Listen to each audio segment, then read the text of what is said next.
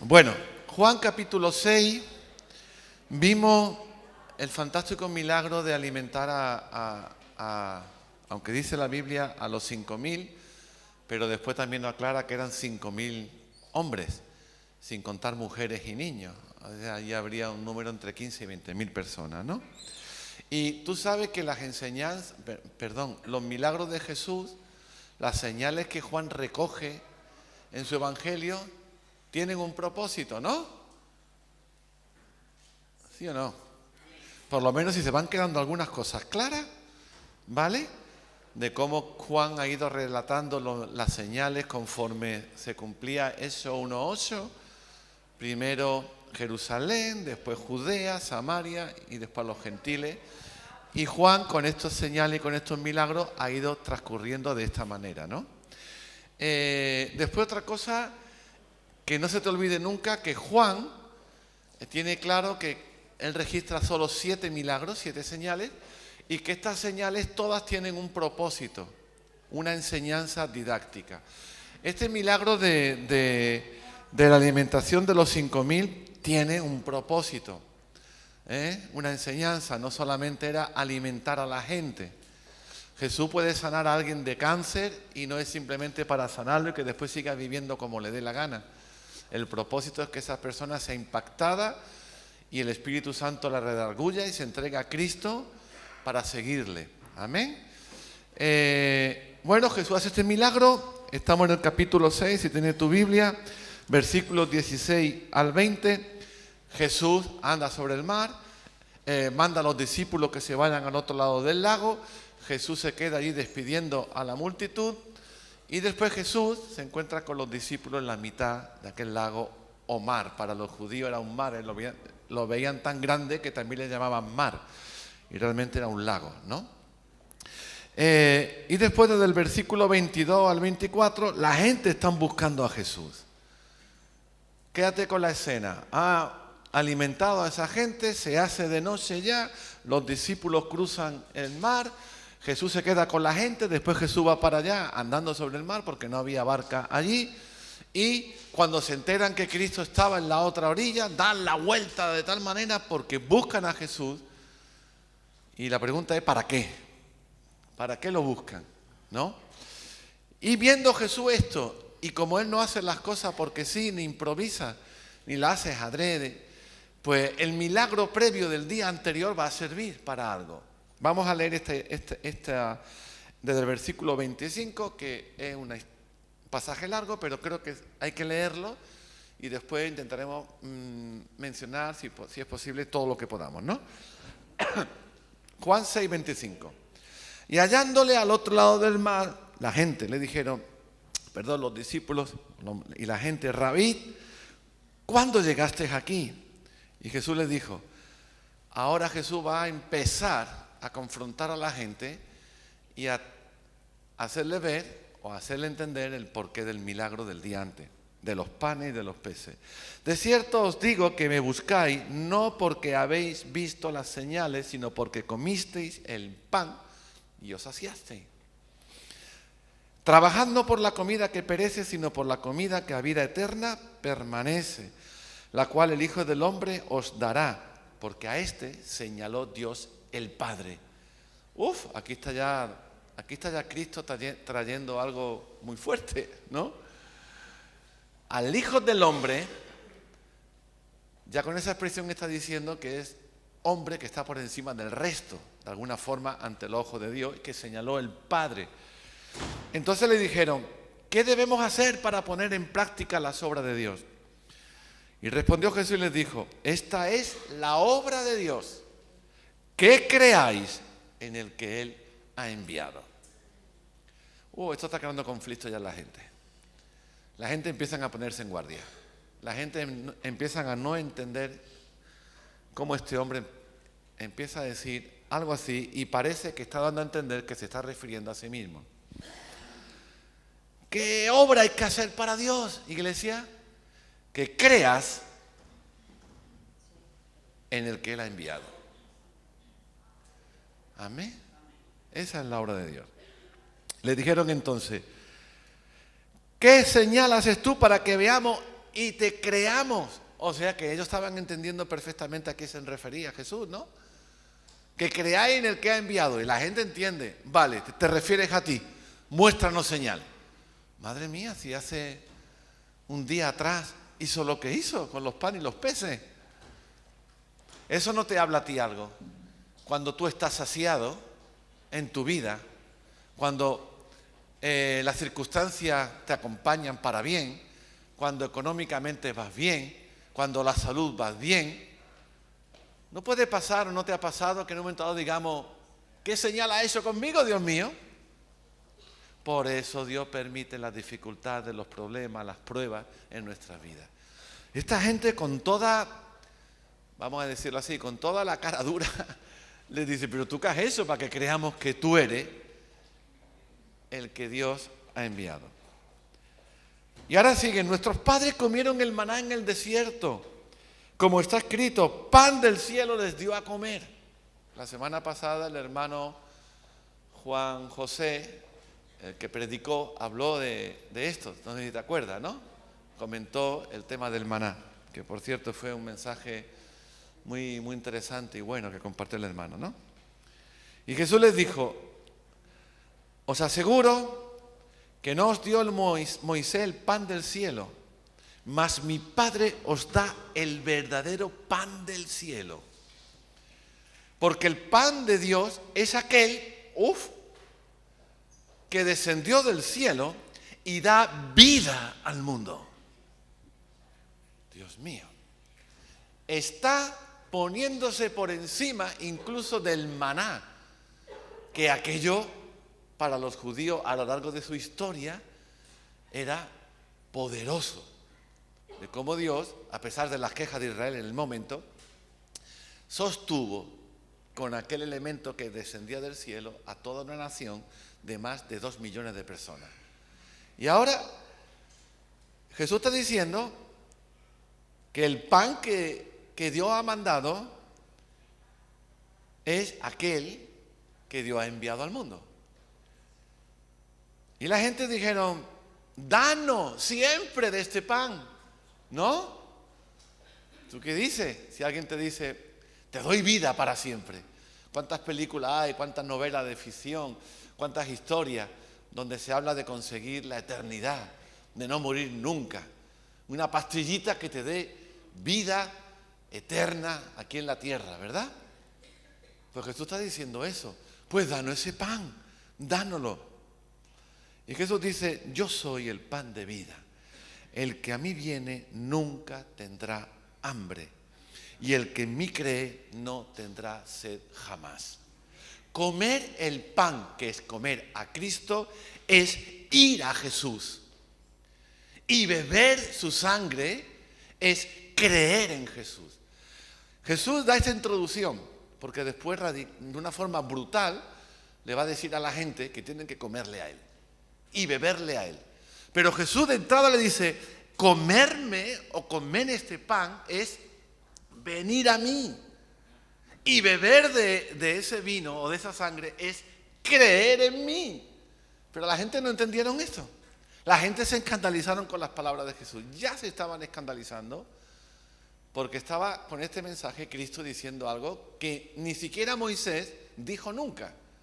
Moisés está por encima, incluso para los musulmanes, está por encima de cualquier profeta. Y este hombre está diciendo cosas que ni el mayor de los profetas para los judíos dijo nunca.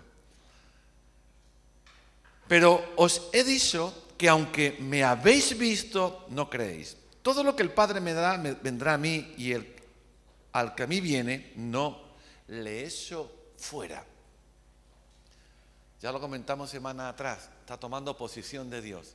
Yo no le echo fuera, porque soy Dios también. Porque he descendido del cielo no para hacer mi voluntad, sino la voluntad del que me envió. Y esta es la voluntad del Padre. Versículo 39. Que de todo lo que me da yo no pierda nada, sino que lo resucite en el día postrero. Y esta es la voluntad del que me ha enviado, que todo aquel que ve al Hijo y cree en Él tenga vida eterna, y yo le resucitaré en el día postrero. Tremendo, querido. Tremendo esto. Como muchos llevamos muchos años ya en el Evangelio, estas palabras a veces ni nos suenan refrescantes para el alma. Y deberían ser refrescantes para el alma. Porque un día seremos resucitados juntamente con Él. Posiblemente. O quizás los más jóvenes sean arrebatados y no vean muerte. Pero los que ya estamos pintando canas seguramente nos vayamos con el Señor antes de que eso pueda ocurrir, aunque el mundo va cada vez más deprisa al cumplimiento de lo que el Señor dice en su palabra, ¿no? Entonces la gente, versículo 41, empezaron a murmurar de Él. Aclara ese versículo que eran los judíos. ¿Quién eran los judíos en el Evangelio de Juan? Los dirigentes de la nación. No es la nación, no es el pueblo. Los judíos, los gobernantes, los dirigentes, los fariseos, los escribas empezaron a murmurar. Murmurar pues hablar mal de Él. Porque había dicho, yo soy el pan que descendió del cielo. Y decían, pero este no es el hijo de José, que nosotros conocemos a su padre y conocemos a su madre, ¿cómo dice que viene del cielo? No, evidentemente. ¿Cómo dice que viene del cielo? Jesús respondió y le dijo, no murmuréis entre vosotros. Ninguno puede venir a mí si el Padre que me envió no lo trae, y yo lo resucite en el día postrero. Está escrito en los profetas, serán todos enseñados por Dios. Así que todo aquel que oyó al Padre y aprendió de Él, viene a mí. No que alguno haya visto al Padre, sino aquel que vino de Dios, éste ha visto al Padre. De cierto os digo, el que cree en mí tendrá vida eterna. ¿No lo he dicho bien? ¿No lo he dicho bien? ¿Qué dice la última frase? Tiene vida eterna. El que cree en mí, le decía que la gente, tiene desde hoy vida eterna. Qué bendición, ¿no? Y aquella gente que estaban acostumbrados, que entendían que para poder alcanzar el cielo había que hacer obras, ahora viene aquí un tipo y dice que creyendo en Él ya vamos al cielo. Tremendo, ¿no? El mensaje de Jesús. Vuestros padres comieron el maná en el desierto y murieron. Y este es el pan, hablando de Él, que desciende del cielo para que de Él coma, no muera. Yo soy el pan vivo que descendió del cielo. Si alguno come de este pan, vivirá para siempre. Y el pan que yo daré es mi carne, la cual yo daré por la salvación, por la vida del mundo. Jesús, lo comenté también, está usando aquí el verbo comer literalmente como el que se come un mendrugo, se come un bocadillo. No está usando un verbo, un término así, con otro significado. No habla de comerle, literalmente. Aún más escandalizaba a esta gente. Pero previamente Jesús había dicho, el que come mi carne es el que viene a mí. Y el que bebe mi sangre es el que ha creído en mí.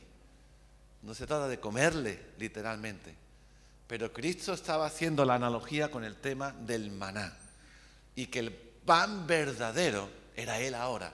Y que aquello que vivieron los hebreos en el desierto era una sombra de lo que tenía que venir. ¿Estáis siguiendo, hermano? Entonces los judíos discutían entre ellos diciendo, pero ¿cómo puede darnos a comer su carne? No habían entendido de qué se trataba. Y Jesús les dijo, de cierto os digo. Jesús todavía los pone, todavía lo irrita más. Si no coméis la carne del Hijo del Hombre y bebéis su sangre, no tenéis vida en vosotros. El que come mi carne y bebe mi sangre tiene vida eterna, y yo le resucitaré en el día postrero. Versículo 54. Recuerda el versículo 35. Yo soy el pan de vida, el que a mí viene nunca tendrá hambre, y el que en mí cree no tendrá sed jamás. Eso es comer y beber su sangre. Porque mi carne es verdadera comida y mi sangre es verdadera bebida. El que come mi carne y bebe mi sangre, en mí permanece y yo en él. ¿Has ido a Jesús? ¿Estás creyendo en Jesús y a Jesús? Entonces Cristo permanece en ti. Esa es su palabra profética. Como me envió el Padre viviente y yo vivo por el Padre, asimismo el que me come, él también vivirá por mí. Por tanto, este es el pan que descendió del cielo. No como vuestros padres que comieron el maná y murieron. El que come de este pan, que soy yo, que es venir a mí, tiene vida eterna. Estas cosas dijo en la sinagoga enseñando en Capernaum. Por eso esta gente conocían a José y a María, los padres de Jesús, porque Capernaum estaba en Galilea y Jesús era galileo. Allí se crió, en su infancia, en su adolescencia y en su juventud. Allí se movió. Así que lo conocían bien y conocían bien a José, que era el carpintero, y seguramente era bueno. Quiero pensar que era bueno, porque este es el carpintero, este es el que nos hizo a nosotros la mesa, o donde recostarnos para descansar, o la hamaca para ponernos en la puerta y tomar el sol. Sabían de quién se trataba, ¿no? Al oírla, muchos de sus discípulos dijeron, ¡fu! Esto es una palabra muy dura, ¿esto quién lo puede oír? ¿Quién puede soportar esto? Algunos pensarían, este muchacho que lo conocemos de niño está perdiendo el norte, lo van a matar cualquier día de una pedrada, se lo van a cargar. Sabiendo Jesús en sí mismo que sus discípulos murmuraban de esto, dijo, ¿esto os ofende? Sus discípulos aquí no son los 12. Si no nos va a dar tiempo, si nos diera tiempo ya explicaremos quiénes son estos discípulos. Pero no son los 12. ¿Esto os molesta? ¿Esto os ofende? Pues entonces si vierais al Hijo del Hombre subir a donde estaba primero, y ahora quiere aclararle, y les dice, el Espíritu, el que da vida, entiendan el espíritu de mis palabras. No han entendido el mensaje. La carne para nada aprovecha. Las palabras que yo os he declarado son espíritu y son vida. Entiendan lo que estoy diciendo. Y yo creo que muchos de ellos no es que no quisieran entender o que no entendieran, no querían admitir quién era. Era otra cosa. Ellos no querían, esto no puede ser. Hemos entendido que es creer en ti. Lo has dicho varias veces en tu discurso, pero no puede ser. Es que te está haciendo igual a Dios y eso es blasfemia. Yo no puedo admitir esto, no puedo creerte, no puedo seguirte. Por eso dice el versículo 66 que desde entonces muchos de sus discípulos volvieron atrás y ya no andaban con él. Y eso sigue pasando hoy día. Cuando Jesús confronta al creyente, muchos se van. Cuando confronta al creyente con la santidad, cuando confronta al creyente con llevar una vida establecida de acuerdo a los principios de Dios, la gente no quiere seguir. O por lo menos no quieren seguir la iglesia que los confronta de esta manera. Y si buscan otra iglesia, a ver si esa iglesia les permite vivir como ellos quieren vivir, ¿no?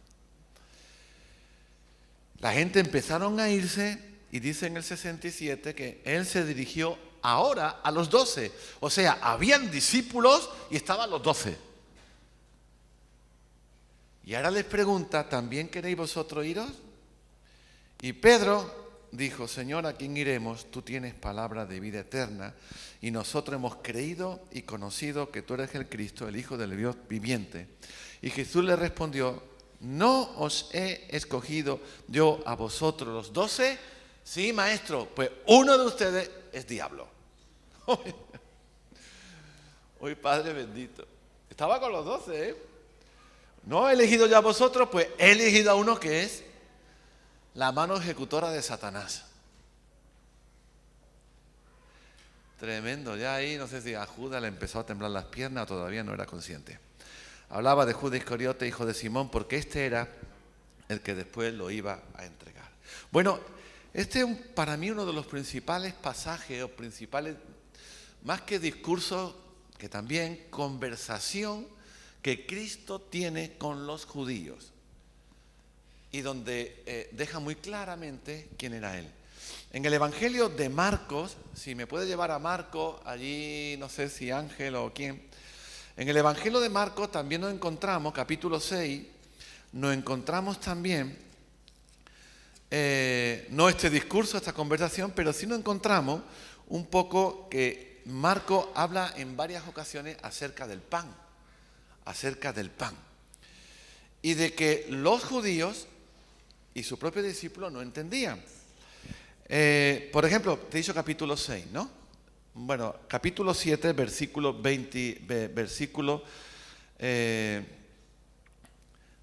14. Capítulo 7, versículo 14.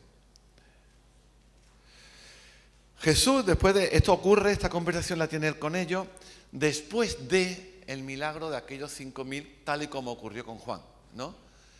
Solo que Marco no mete esta conversación de Cristo con los judíos, pero Marco sí mete otros detalles. Por ejemplo, en un momento determinado, en este versículo 14, Jesús les dice a toda la multitud: oídme todos y entended. Entended bien lo que está pasando. Entienda bien lo que ha ocurrido con el milagro. Y cuál es el propósito ahora de todo esto, ¿no? Y si seguimos avanzando, vamos a Marcos capítulo 8. Vamos a ver algunas cosas, algunos detalles importantes aquí. Que después de este milagro de los 5.000, a los pocos días, Cristo hace un milagro, en capítulo 8, versículo 1, que es para alimentar, dice, a 4.000 hombres. Ahí habrían también mujeres y niños. Que Juan ese milagro de los 4.000 no lo registra. Ahora, Cristo hace este milagro y los propios discípulos siguen dudando y se olvidan de lo que unos días antes había hecho Jesús, de cómo alimentó a casi 20.000 personas. Y es muy interesante ver esta historia también en el capítulo 8 del Evangelio de Marcos. Y vemos la misma escena que se repitió en Juan.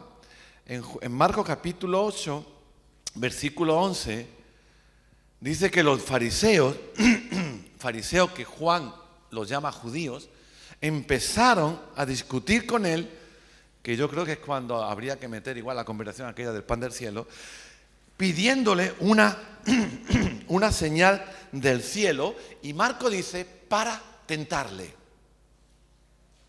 Fíjate, para tentar al Señor. Y Cristo le dice: ¿por qué pedís señal vosotros, esta generación que no para de ser incrédula? De cierto os digo que no habrá otra señal a esta generación, le dice Marco, ¿no? En el versículo 15 vemos que Marco mete el elemento del pan otra vez y dice, versículo 14 en Marcos, habían olvidado de traer pan y no tenían un pan consigo en la barca. En ese momento ya había pasado los milagros y ahora los discípulos no tenían pan para ellos, para comer. Se les olvidó, se les pasó. Pudo ser un error de los discípulos con el pan que sobró. Y Jesús les dijo y les mandó diciendo: mirad, guardaos de la levadura de los fariseos y de la levadura de Herodes. Estoy completando un poco el discurso de Juan con estas palabras de Cristo. ¿Me estáis siguiendo lo que estoy haciendo? ¿Vale? Donde Marcos ahora está mencionando otras cosas que Juan no registra, ¿no? Y obviamente todo lo anterior Marcos no lo registra, todo lo que Juan comentó. Y dice aquí que la levadura de los fariseos y la levadura de Herodes. ¿Qué era esto, esta levadura de Herodes? No era otra cosa que la religión estatal que había en ese momento en Israel, en Palestina. Una mezcla de la religión con el estado civil. Acuérdate que Herodes no era judío, ni toda su familia. En los evangelios aparecen varios Herodes diferentes.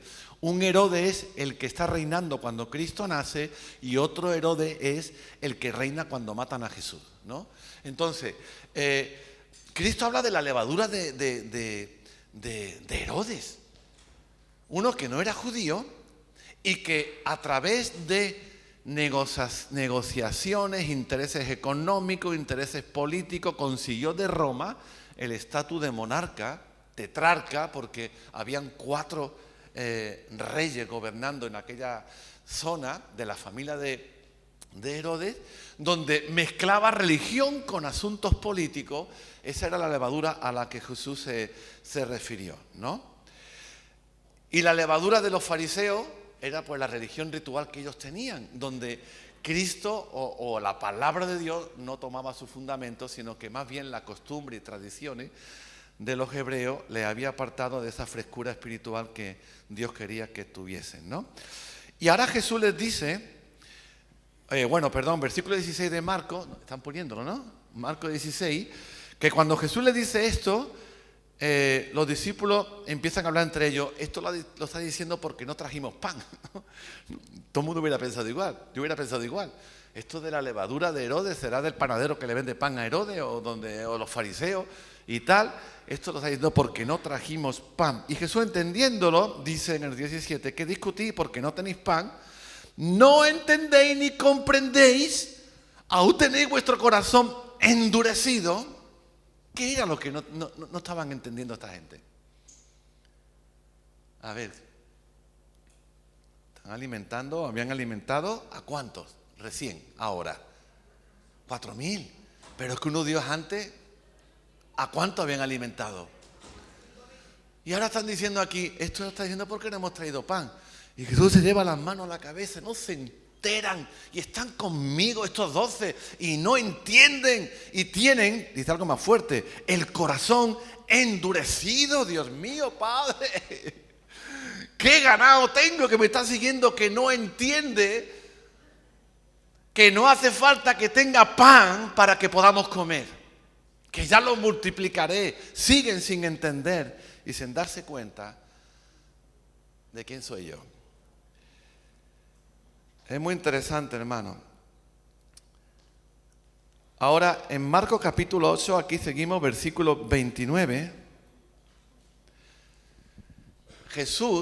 Marcos, sí registra la conversación última que registra Juan, donde Pedro salta diciendo lo que dice.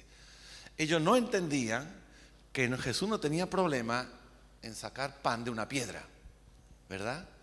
Pero al mismo tiempo no estaban entendiendo todavía quién era Él.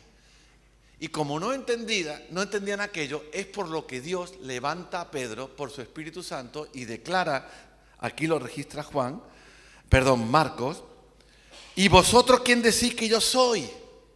Le pregunta el Señor. Y Pedro dijo: tú eres el Cristo. Marcos no pone más. Juan dice: aquí ni iremos, tú tienes palabra de vida eterna, hemos creído y conocido que tú eres el Cristo. No, aquí tan solo Marcos pone: tú eres el Cristo. Dijo Pedro: tú eres el enviado de Dios. Esta es la enseñanza, la didáctica que había que poner en práctica en la vida de Jesús cuando multiplicó los panes y los peces 2 veces casi seguidas en el tiempo.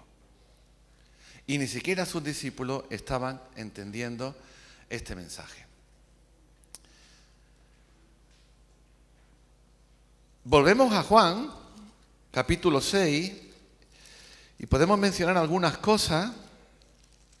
Por ejemplo, Juan 6, versículo 14. Cuando Cristo hizo el milagro de los panes y de los peces, alimentó allí a más de 5.000, eran hombres, más mujeres y niños, pues cerca de 15 o 20.000 personas, que esta gente, versículo 14, viendo la señal que Jesús había hecho, dijeron: este verdaderamente es el profeta que había de venir al mundo. ¿Qué profeta? Los judíos aquí y la gente y la multitud, ¿a qué profeta se estaban refiriendo? ¿A Juan el Bautista? No, porque Juan estaba y ellos sabían quién era Juan. En Deuteronomio capítulo 18, versículo 14, hay una profecía a través de Moisés donde dice que vendría el profeta, un enviado de Dios que estaría por encima del resto de los profetas y del resto de los enviados de Dios. Alguien muy especial que Dios mandaría en un momento determinado. Y la gente, cuando ven ese milagro, este es el profeta del que habló Moisés.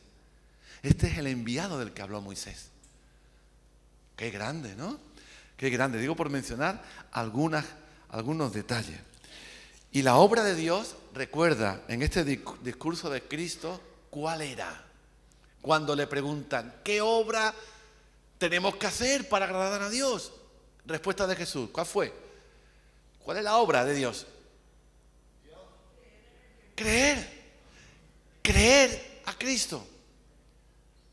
Creer en Cristo y creer a Cristo. Ahora, a partir de este momento, Jesús empieza a tener conflictos muy serios. Porque la gente empieza a irse y se van a acercar otra vez cuando necesitan acercarse para los milagros. Pero va a entrar en un momento de guerra ya directa con los judíos, el liderazgo de la nación de Israel, donde van a procurar, ahora sí, por las declaraciones que Jesús estaba dando, ahora sí van a procurar matarle. Ojo, acuérdate al principio que decíamos que Juan usa mucho el término hora. Mi hora no ha llegado, la hora ha llegado. Ya había empezado su hora a llegar. Porque con esta forma de enseñar, con este mensaje, la hora que Juan plantea en su evangelio es la muerte en cruz. A través de este mensaje, de estas palabras, ya la hora se estaba acercando. Y ya estaba directo enfilado a la muerte en el Calvario. Ya había empezado a Jesús a ser dirigido a donde tenía que ser dirigido. Cristo podía haberse evitado todo esto. Él sabía que en el momento que empezase a declarar este tipo de cosas, incluso de antes, acuérdate de su madre María, convierte por favor, bueno, no convierte, no, le dijo, mira, hijo, no hay vino para la boda, todavía no es mi hora. En el momento que haga un milagro, ya empieza a desatarse todo. Pero aquí, cuando él empieza a declarar quién es y lo que tenían que hacer la gente hacia su persona, empieza a tener el conflicto definitivo para enfilar la muerte. Y ya definitivamente procuran matarle. Mira, te lo voy a mencionar por encima.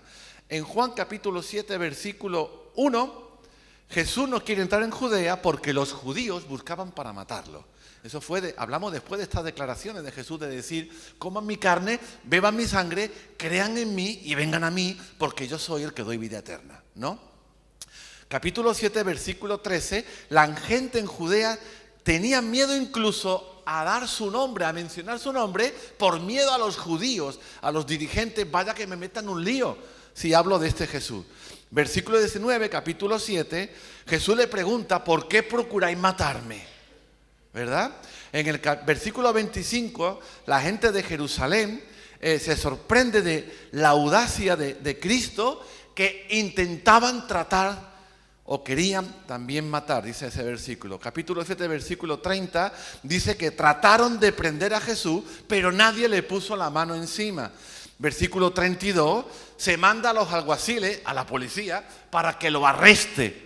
Versículo 44, algunos de ellos, dice ahí el texto, querían prenderlo, pero nadie de nuevo le puso la mano encima. Capítulo 8, versículo 37, trataron de matarle de nuevo y no pudieron. En el capítulo 8, versículo 40, de nuevo dice, tratáis de matarme, y no lo hicieron. Capítulo 8, versículo 59, dice que cogieron piedras para arrojárselas. Es decir, a partir de estas declaraciones de Cristo, ya estaba claro, el conflicto había estallado. Y ya los judíos iban a buscar la manera de acabar y de destruir la vida de Jesús, matar a Cristo. Hermano, es impresionante, ¿no? De cómo el Señor nos amó tanto. Porque cuando Él decía estas cosas, ya te estaba amando a ti, me estaba amando a mí. Cuando Jesús empezó a declarar lo que decía acerca de sí mismo, empezó a tener conflicto. Eso ha pasado a lo largo de la historia. Cuando la iglesia, los creyentes empiezan a declarar el nombre de Jesús, empieza a tener conflicto, empieza a tener problemas, empieza a tener persecución. Y hoy día, como sabéis, hay lugares en el mundo donde están matando a gente por decir que creen en Jesús, que es el que tiene la vida eterna, y no otros profetas ni otros dioses, ¿no? Bueno, volviendo al tema de cuando Jesús decía, yo soy el pan del cielo, que he venido a traer vida eterna, y al discurso que antes hemos un poquito por encima rápido analizado, volviendo a esto donde él se estaba declarando Dios, para los judíos esto era muy complicado de ver y de creer y de entender. Porque, mira, los judíos eran monoteístas, es decir, tenían un solo Dios, no como otras culturas, como otras religiones. Este se está declarando igual a Dios. Esto no es un judío auténtico. Creemos en un solo Dios. ¿Este es otro Dios? No sé si me estoy explicando, ¿no? ¿Este es otro Dios? Por eso declaraban que era blasfemia. Se hacía igual a Dios poniéndose a su altura cuando para nosotros solo hay uno. Solo hay uno. Esto creó un conflicto muy fuerte entre los judíos y esto sigue creando un conflicto hoy día, ¿no? Porque déjame decirte algo. ¿Tú crees en Jesús de Nazaret como tu Salvador y tu Señor? ¿Tú crees que Él es tu Dios? ¿Sabes una cosa? Tú lo crees porque el Espíritu Santo eso se obra aquí en tu mente primero. Porque es locura lo que tú crees y lo que yo creo. Es locura, no tiene por dónde cogerse. El Espíritu Santo ha hecho tal milagro en tu mente, en tu razonamiento, para que tú esto lo creas a pie juntilla, para que tú digas, amén, que Él nació de una virgen sin ser tocada por varón, que Él murió y resucitó, bendito sea el nombre de Dios. Es porque el Espíritu Santo ha hecho una obra poderosa aquí en tu mente para romper argumentos que se levantaban en contra de esto. Y si eso lo ha hecho Dios contigo, le ha dedicado tiempo a hacerlo contigo. Esto no viene de un día a otro en tu corazón. Y si Él le ha dedicado tiempo, imagínate cómo te ama. Imagínate qué interés tiene contigo. Bendito sea el nombre de Dios. Un aplauso al Rey por eso, por ese milagro que Dios ha hecho en tu vida y en la mía.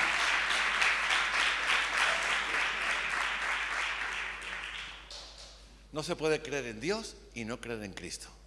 No se puede. No se puede. Es imposible, ¿no? Y ya lo vamos a dejar aquí. Ya estáis casi terminados. Iba ahí al versículo 60. O si me lo permitís, lo termino. Porque, bueno, lo terminamos la semana que viene. Porque quería aclarar quiénes son los discípulos que se van. Y después se dirige a los 12. ¿Vale? Ya después hablaremos de esto la semana próxima, pero es interesante, para mí este discurso, capítulo 6 de Juan, es de lo más precioso de toda la Biblia, para mí, y de la valentía de Cristo para decir lo que dijo, sabiendo que a partir de ahora, como yo diga esto, ya no voy a estar seguro en ningún lugar de Palestina, pero para esto he venido. Amén.